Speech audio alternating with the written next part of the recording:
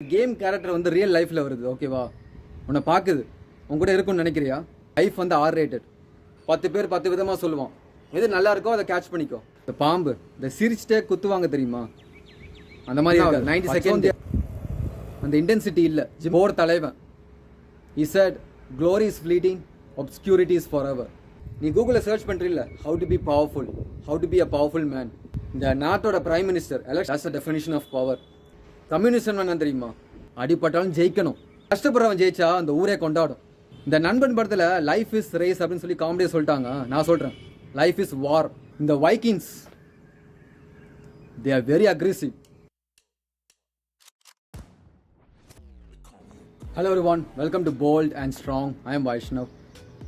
இன்னைக்கு we are going to talk about how to upgrade your character, how to improve your personality. நம்ம எதுக்கு upgrade ஆகிட்டு, நம்ம எதுக்கு கேரக்டர் அப்கிரேட் பண்ணிட்டு, நம்ம எதுக்கு ஹீரோ ஆகிட்டு, நம்ம எதுக்கு வில்லன் ஆகிட்டு, வேறு யாரோ ஹீரோ ஆகட்டும், நம்ம ஓரமாக ஒதுங்கி போய் நம்ம வேலையை பார்ப்போம்.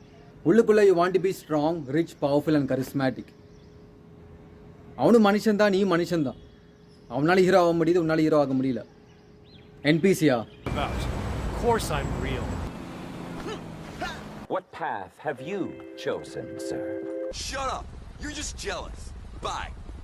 இந்த வீடியோ கேமில் மெயின் கேரக்டர், சைட் கேரக்டர், அதுக்கெலாம் ஒரு ஸ்டோரி இருக்கும். என்பிசிக்கு வந்தா என்ன, வராட்டி என்ன, இருந்தா என்ன, இல்லாட்டி என்ன. Sorry, I cannot comply with that request. I cannot break my programming. Video கேமில் கூட ஆரம்பத்தில் கேம் விளையாடும்போது இந்த கேரக்டர் டம்மியாக ஒரு கேரக்டர் தானே கொடுக்குறாங்க. டம்மியாக ஒரு கேரக்டர் தானே கொடுக்குறாங்க. அதெல்லாம் ஓட முடியும், நடக்க முடியும். 2 கண்ணு 2 காது, அதை வச்சு டைம் ஸ்பெண்ட் பண்ணி கேம் விளாட்ற. அப்படி தானே விளாட்ற, கேம் விளாட்ற. கேம் விளாண்டு விளாண்டு விளாண்டு விளாண்டு தோத்தாலும் கேம் விளாண்டு விளாண்டு விளாண்டு விளாண்டு இந்த கேம் அந்த கேரக்டரை மாசாக்குற. இந்த கேரக்டரை மாசாக்குற. எப்படி ஒரு கேம் கேரக்டரை நீ வந்து மாசாக்குற. ஆனால் ரியல் லைஃப்பில் உன் கேரக்டரை நீ மாசாக்க மாட்ட. அப்படி தானே? ஏன், எந்த ரீசன்?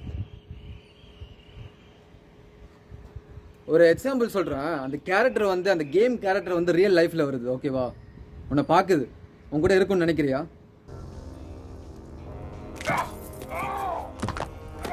உன் கூட இருக்கும்னு நினைக்கிறியா? எமோஷனை விட்டுரு. லைஃப் வந்து டிஸ்னி படம் கிடையாது. Oh, I love it even more. Life வந்து ஆர் ரேட்டட். லைஃப் வந்து ஆர் ரேட்டட். நீ சொல்லலாம் ப்ரோ நான் வந்து கேம் விளாண்டு டோர்னமெண்ட்டில் ப்ரைஸ் ஜெயிப்பேன் ப்ரோ அப்படின்னு சொல்லிட்டு. நல்ல விஷயந்தான். ஆனால் நீயும் மாசாக வேண்டாமா? நீயும் மாசாக வேண்டாமா? நீயும் ஹீரோ ஆக வேண்டாமா? நீயும் வில்லன் ஆக வேண்டாமா?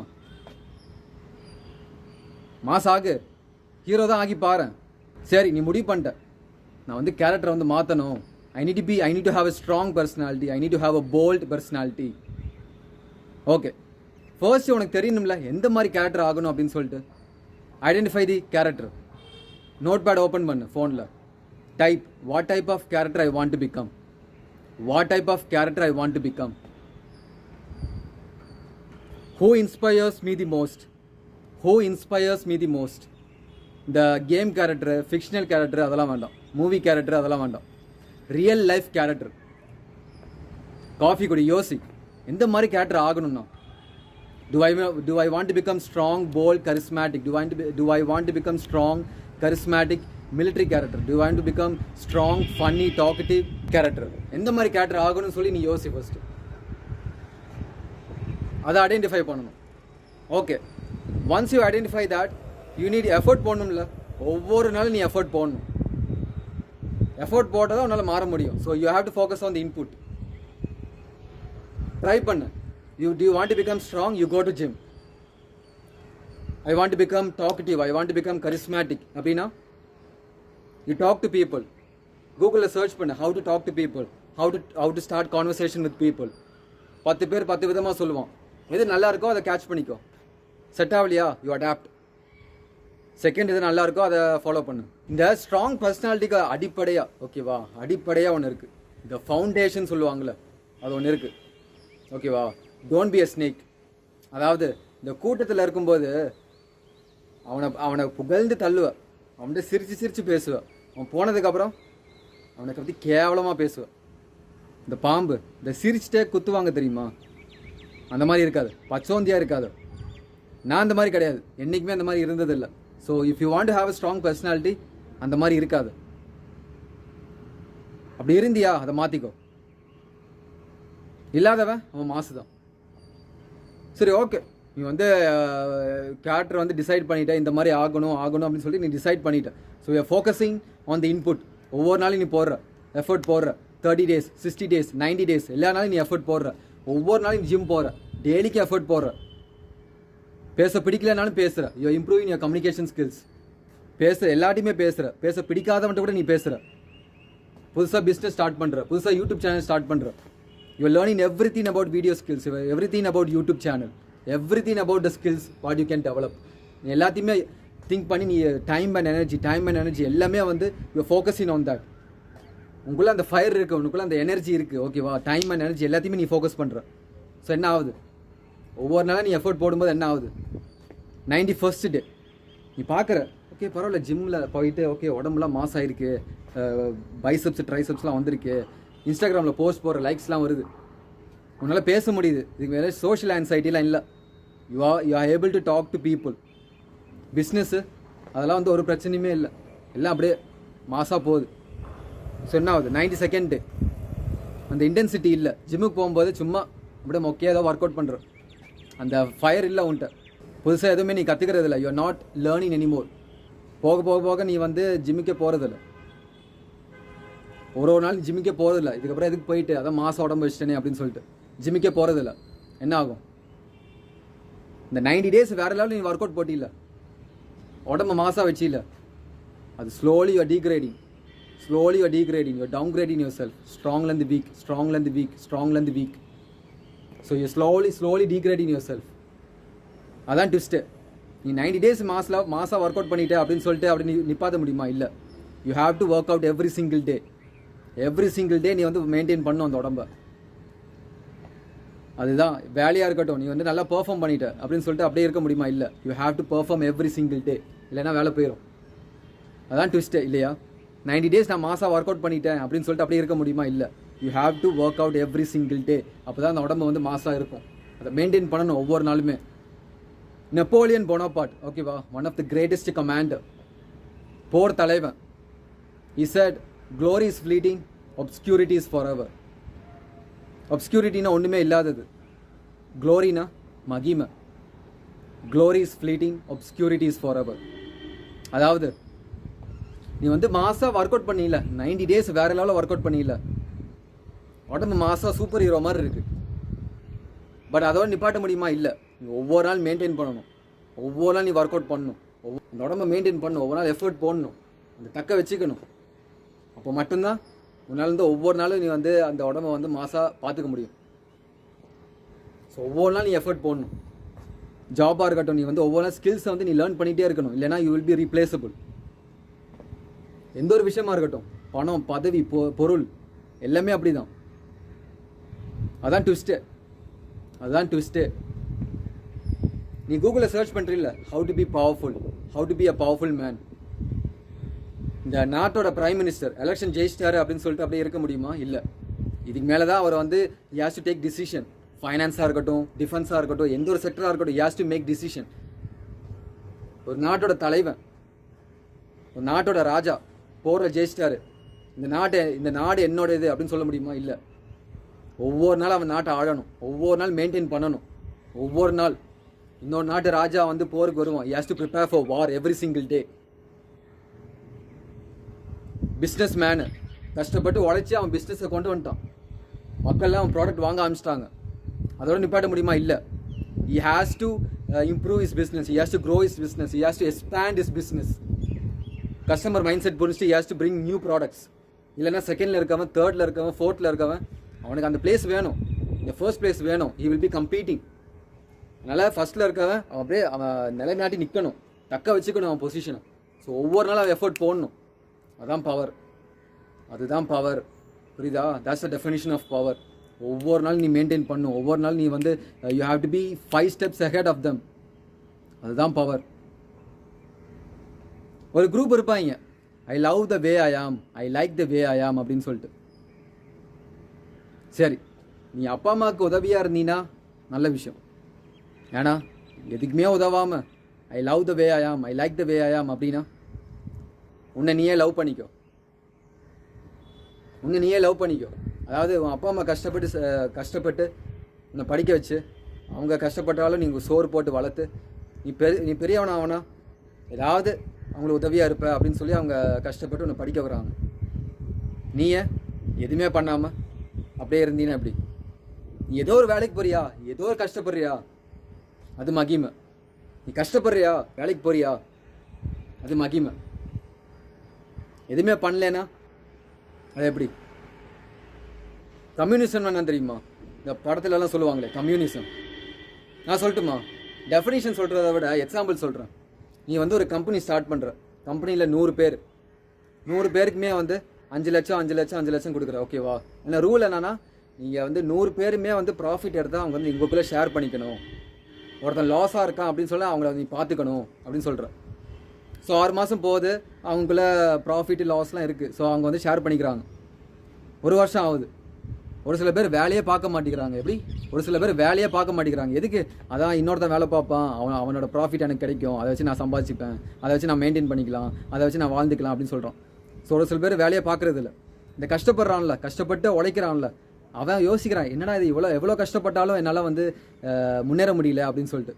ஸோ அவன் என்ன பண்ணுறான், சரி எதுக்கு எஃபர்ட் போட்டுட்டு இன்னொருத்தன் பார்த்துப்பான் அப்படின்னு சொல்லிட்டு இன்னொருத்தன் தலையில் போடுறான். ஸோ கடைசியில் போக யாருமே உழைக்கிறதே இல்லை, யாருமே கஷ்டப்படுறது இல்லை. என்ன ஆகுது? அந்த கம்பெனியே கொலாப்ஸ் ஆகுது. அதான் கம்யூனிசம். கூகுளில் சர்ச் பண்ண ஏதாவது ஒரு நாடு கம்யூனிசமால் முன்னேறிச்சா அப்படின்னு சொல்லிட்டு கூகுளில் சர்ச் பண்ண உனக்கு தெரியும். ஸோ இதுவே கேபிட்டலிசம். என்னது? ஒரு கம்பெனியை ஸ்டார்ட் பண்ணுற, 100 பேருக்கு 5 லட்சம் கொடுக்குற, நீ சொல்கிற உன் திறமையை வச்சு நீ வந்து முன்னேறு, ப்ராஃபிட்டா நீ ஷேர் பண்ணுன்னா ஷேர் பண்ணு, இல்லைன்னா நீ என்ஜாய் பண்ணு அதை வச்சுட்டு அப்படின்னு சொல்கிறான். ஸோ 6 மாதம் ஒரு சில பேர் லாஸில் போகுது, ஒரு சில பேர் ப்ராஃபிட்டில் போகுது. அவனுக்கு வந்து இன்க்ரிமெண்ட், அவனுக்கு வந்து இன்சென்டிவ்ஸ் எல்லாமே கிடைக்குது. அவன் என்ன ஆகும் அவன் வந்து இன்னும் பரவாயில்ல, நான் எஃபர்ட் போட்டால் வந்து எனக்கு வந்து இன்க்ரிமெண்ட் இன்சென்டிவ்ஸ்லாம் கிடைக்குதுன்னு சொல்லிட்டு இன்னும் எஃபர்ட் போடுறான். இந்த லாஸில் போகிறான்ல, அவன் வந்து பயப்படுறான், ஐயோ நான் வந்து இன்னும் எஃபர்ட் போடலைன்னா என்னை வந்து தூக்கிடுவாங்க கம்பெனிலேருந்து அப்படின்னு சொல்லிட்டு அவன் இன்னும் எஃபர்ட் போடுறான். ஸோ என்ன ஆகுது? அந்த கம்பெனி வந்து க்ரோ ஆகும், இந்த நாடு வந்து க்ரோ ஆகும், இல்லையா? ஸோ அதுதான் கேபிட்டலிசம். நம்ம நாடு வந்து கேபிட்டலிசமா கம்யூனிசமா? கேபிட்டலிசம். அமெரிக்கா கேபிட்டலிசமா கம்யூனிசமா? கேபிட்டலிசம். முன்னேற நாடு எல்லாமே பாரு, அது கேபிட்டலிசம் தான். புரியுது? படத்துலலாம் சொல்லுவாங்க கம்யூனிசம் நல்லது அப்படின்னு சொல்லிட்டு, பட் உண்மையால் அது கிடையாது. புரியுது? ஒரு சில பேர் நினச்சதெல்லாம் வாங்கிப்பாங்க. நம்மளால் அந்த மாதிரி வாங்க முடியுமா? இல்லை. நம்ம ஒவ்வொரு நாளும் கஷ்டப்படணும், ஒவ்வொரு நாள் அசிங்கப்படணும், ஒவ்வொரு நாள் நம்ம வந்து அடிப்படணும், பட் முன்னேறணும். அடிப்பட்டாலும் முன்னேறணும், அடிப்பட்டாலும் ஜெயிக்கணும். அதான் நம்ம கூட ஆண்டவன் இருக்கான். புரியுதா? நம்ம கூட ஆண்டவன் இருக்கான். இந்த உலகத்தில் ஈக்குவாலிட்டி இருக்கா? இருக்குது. பட் இன்னொரு தடவை கேட்குறேன், இந்த உலகத்தில் ஈக்குவாலிட்டி இருக்கா? நீ ஏன் யோசிச்சு பாரு. ஹோட்டலில் ரூம் புக் பண்ணுற, 5 ஸ்டார் 3 ஸ்டார் 1 ஸ்டார், ட்ரெயினில் புக் பண்ணுற, middle class Appar class lower class, AC நான் ஏசி ஸ்லீப்பர், எந்த ஒரு இதுவாக இருந்தாலும் பாரு, பணம் இருந்தால் தான் உன்னால் வந்து வாழ முடியும், இல்லையா? அதான உண்மை. பணம் இருந்தால் தான் உன்னால் வாழ முடியும். பணம் தான் லைஃபோட பேட்ரி. அது இருந்தால் தான் உன்னால் மூவ் பண்ண முடியும். அதான் உண்மை. புரியுது? நான் வந்து கம்யூனிசம் வந்து கெட்டது, கேபிட்டலிசம் வந்து நல்லது அப்படின்னு சொல்கிறேன்ல. புரியுது? ஒரு சில பேரால் என்ன நினச்சாலும் வாங்க முடியும். ஆனால் நம்ம கஷ்டப்பட்டு நம்ம முன்னேற முடியும். நமக்கு திறமை இருக்குல்ல, நம்ம முன்னேறலாம். முயற்சியை ட்ரை பண்ணால் நம்மளால் வாழ முடியும், நம்மளால் சாதிக்க முடியும். கஷ்டப்பட்டு ஜெயிக்கலாம். நம்ம கஷ்டப்பட்டாலும் நம்ம ஜெயிக்கலாம், தோத்தாலும் நம்ம ஜெயிக்கலாம். கஷ்டப்படுறவன் ஜெயிச்சா அந்த ஊரே கொண்டாடும், ஊரே ஜெயிச்ச மாதிரி. நல்லவன் கெட்டவன், வீரன் கோழன் அப்பெல்லாம் இல்லை. ஒருத்தன் கஷ்டப்படுறானா, முயற்சியோட ட்ரை பண்ணுறானா, அவன் ஜெயிப்பான். ஸோ அதை புரிஞ்சுக்கோ. இந்த நண்பன் படத்தில் லைஃப் இஸ் ரேஸ் அப்படின்னு சொல்லி காமெடியாக சொல்லிட்டாங்க. நான் சொல்கிறேன், life is war, life is race. எல்லாத்துக்குமே வந்து நீ வந்து காம்படிஷன் தான். You are competing against each other. So you have to be better version, you have to upgrade your character. நீ வந்து மாசாக இருக்கணும், இல்லைன்னா எவனும் உன்னை வந்து மதிக்க மாட்டான். நீ பேசும்போது 10 பேர் திரும்பி பார்க்கணும். நீ 100 பேருக்குள்ளே நீ வந்து தனியாக தெரியணும்.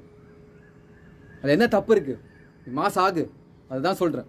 இந்த Vikings they are very aggressive. If they want something they will get it. எந்த எல்லைக்கு போகவும் ready. they are ready to die for it. அந்த மாதிரி அவங்க ஓகேவா? they are Vikings. ஸோ இந்த 9th to 10th செஞ்சுரியில் கோல்டன் ஏஜ் ஆஃப் வைக்கிங்ஸ் அப்படின்னு சொல்லுவாங்க. Golden age of Vikings.